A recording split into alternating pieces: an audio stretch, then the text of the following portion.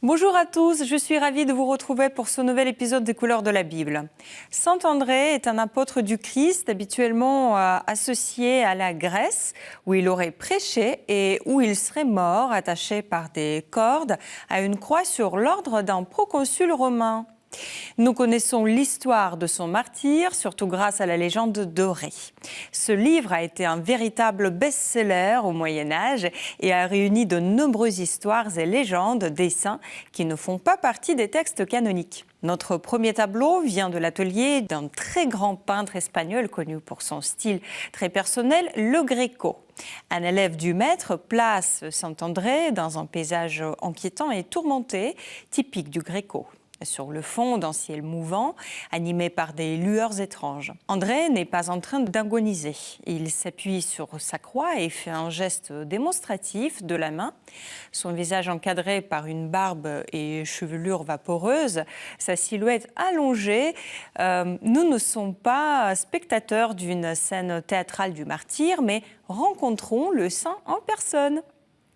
Il est dit que sa croix, devenue ici son attribut, était différente de celle du Christ. Elle est traditionnellement représentée en forme de X, appelée la croix de Saint André. Cette lettre X pourrait faire référence symboliquement à la première lettre du nom du Christ en grec, mais peut aussi être parfaitement réaliste. Le Caravage place le saint sur une croix en T. Selon la légende dorée, Saint André est resté attaché à la croix durant 2 jours, pendant lesquels il prêchait devant une foule immense. Le 3e jour, la foule, résumée chez le Caravage par quelques personnages au pied de la croix, exige du consul léger qu'il libère le saint. Le consul, l'homme à armure, ordonne alors de le détacher et un bourreau monte sur une échelle pour enlever la corde, mais il n'arrive plus à bouger. André demande à Dieu de lui permettre de mourir sur la croix et son vœu est exaucé. Le Caravage saisit les derniers instants de la vie du saint, les yeux mi-clos et le visage hagard. Il est sur le point d'expirer, accueilli par la lumière divine. Cette lumière, la seule voie dans les ténèbres ambiantes, est à la fois symbolique, mais elle permet aussi un grand réalisme qui fait la notoriété du peintre. Elle creuse les rides, nous présente un corps épuisé par la souffrance. Au pied de la croix, à gauche, une vieille femme est peinte avec un tel réalisme que nous n'avons aucun doute, le Caravage fait poser une simple femme du peuple, comme il l'a souvent fait, au risque de voir son tableau critiqué. Il instaure ainsi la proximité entre le tableau et le spectateur, nous invite à constater que les personnages des histoires sacrées étaient aussi, en chair et en os, des gens simples comme ceux que nous pouvons croiser au coin de la rue.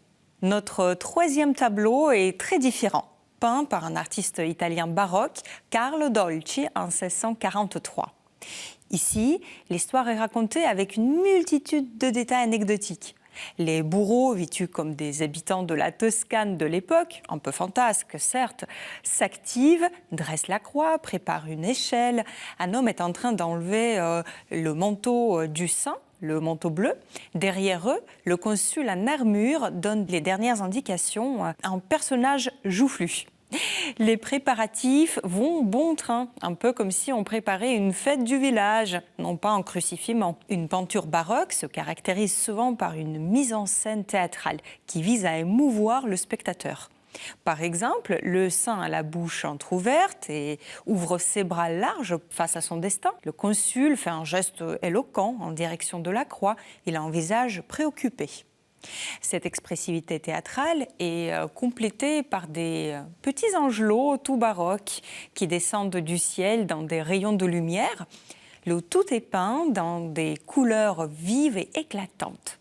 La peinture de Carlo Dolci est élégante, plus raffinée, plus plaisante que celle du Caravage.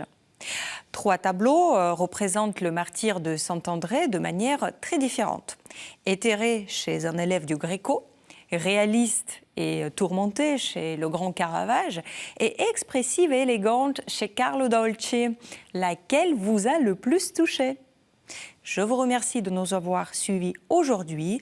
N'hésitez pas à partager cette émission à partir du site ktotv.com ou à partir des réseaux sociaux et je vous retrouve la semaine prochaine.